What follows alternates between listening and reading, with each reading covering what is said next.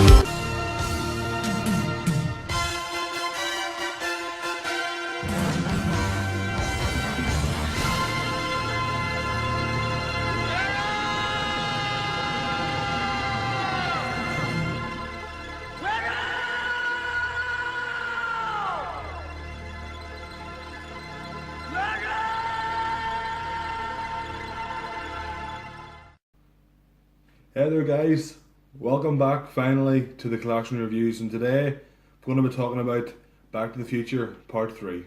Part 3, this is once again directed by Robert Zemeckis, and growing up this was actually the Back to the Future movie that I actually watched the most, ironically. Do I think it's the best?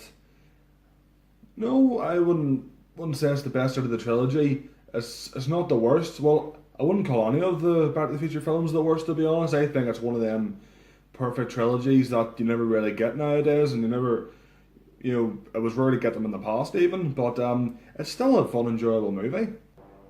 So what's the story this time? Well, Marty has been trapped in 1955 at the end of the second film, and Doc has basically been in the DeLorean, and it was struck by lightning at the end in the thunderstorm and disappeared. So who does Marty turn to? The 1955 version of Doc, obviously. From here, Doc is able to mend the DeLorean. They end up finding it actually in a cave somewhere in the outskirts of Hill Valley, and Doc manages to mend it, and it turns out that the 1985 Doc has been sent back to 1885, so Marty travels back to try and rescue him.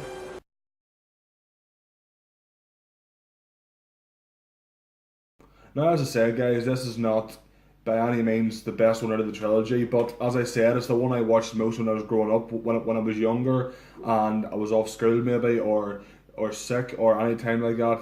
Back to the Future Part 3 was always the one that I really watched, other than the rest of them. I mean, the first one's one of my all-time favourite films, and it always will be, and it's just a stalwart of sci-fi film. But Back to the Future 3 always has a kind of spot in my heart sort of thing, it's one of those. I won't say it's not a guilty pleasure by any means. I think it's a great film. It's a well enough made film, but there's something about it. It's very campy. It's like it's a send up of westerns and all that. I mean, that's one of the aspects that everyone likes about it. It has like a western feel. It's basically a modern day western. Well, if it was 1990, that was modern day back then. But yeah, in that aspect, it's very entertaining, and for me personally, it's the only western I've ever seen or ever likely to see. I mean, someday I might like to see, the good, the bad, and the ugly, and stuff like that. But no, but Back to the Future 3, I've always found it's very, very enjoyable. I mean, Michael J. Fox and Christopher Lloyd, as I've said before in the review for the first film, they're one of the greatest double acts in film in cinema in general, and once again, both of the actors here, they just look like they're having a blast, and they really portray their characters well. Obviously, you have Thomas F. Wilson back as well, playing an ancestor of Biff, playing Mad Dog Talman. He really gets to sink his teeth into. See what I did there? A little pun. But he gets to sink his teeth into a more villainous role than he has been playing with Biff, and he's really entertaining. He's a great antagonist. Not really in the film as much as you might think, but otherwise he does provide a great part. Of course, you have Mary Steenburgen playing Clara, In this, he ends up being, you know, the love interest for Doc, and yeah, their romance is kind of sweet. You know, I can say, you know, it's really sweet, and it's the way it's, you know, it plays out on screen. It's very believable. I mean, even though it's only built up for this one film, you know, despite it being a trilogy, the love story is only built up for this one film, and it's built up really well. You know, it's very believable. Um, there's not really much else I can say about the film except that it closes out the trilogy really well. It actually, the ending, if no one's seen the ending, it actually leaves it open for a sequel. Well, at least that's how I interpret it. It leaves it open for a sequel, but unfortunately, they never made one, and they probably never will now. You know, because Michael J. Fox obviously suffers from Parkinson's, although he handles it very well. It's not to the extent that Muhammad Ali had it. But you know, Michael J. Fox's dad, Christopher Lloyd's getting older a bit. You know, don't know if Thomas F. Wilson even wants to do it anymore, although he does love that in the future. Leah Thompson obviously might not want to be back. So I think I meant to mention as well. Sorry, should have mentioned it before.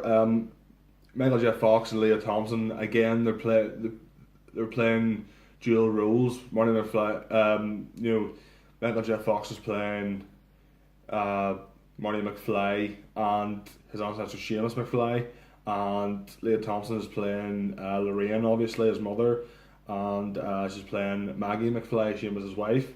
Yeah, that's the weird part as well. It's like Marty and Lorraine are mother and son, and Marty McFly and Leah Thompson are playing husband and wife. Yeah, it's kind of weird. But yeah, no, that's another aspect, and they have to do Irish accents and everything, you know, and it's very entertaining that part of it as well. But I'm rambling anyway. No, just saying that this is great film. As I said, not the best out of the trilogy, but it closes out the trilogy well, I think, and that's all really I've got to say. So, a more serious note now.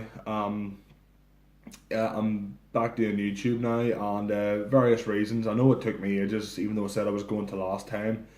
It took me ages to come back, but now I'm back. I've actually just bought a tripod for my phone there that I can record off. I think it looks better already. So yes, this is me back to doing YouTube. I'm going to aim for one video a week, possibly on a Friday or Saturday. That's going to be my deadline that I'm going to work to. So it's going to be one video a week. Maybe the odd vlog here or two will pop up, but the schedule for now is one video a week, and that's what I'm going to keep to, hopefully, and see if I can start to find some enjoyment in this again.